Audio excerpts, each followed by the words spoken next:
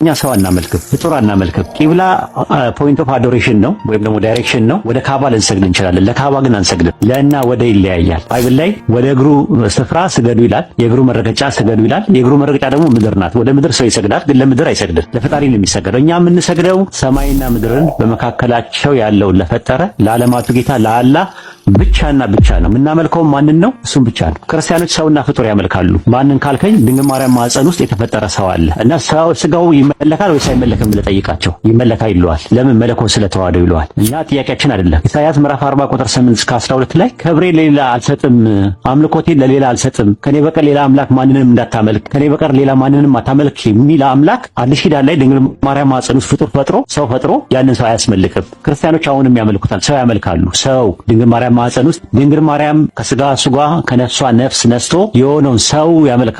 መለኮት ሳለው ምናምን እኛ አምላክ ኢየሱስ ክርስቶስ አምላክ ነው አምላክ እናመልካለን ቢሉ ችግር የለውም። ግን አምላክ ብቻ ሳይሆን ሰውነቱንም ያመልካሉ። ሰው ያመልካሉ። ጠይቋቸው እስቲ። ፍጹም አምላክ ፍጹም ሰው ነው። ሰውነቱን ታመልኩታላችሁ? አዎ። ለምን? መለኮት ስለተዋህደው። ያ ሰው ድንግል ማርያም ማዕፀን ውስጥ የነበረው ሰው ፍጡር ነው። እንዴት ፍጡር ይመለካል? ጭንቅላት ይቀበለዋል? ይሄን መልእክት የሰማ ሰው ሁሉ ቆም ብሎ ህይወቱን ማሰብ አለበት።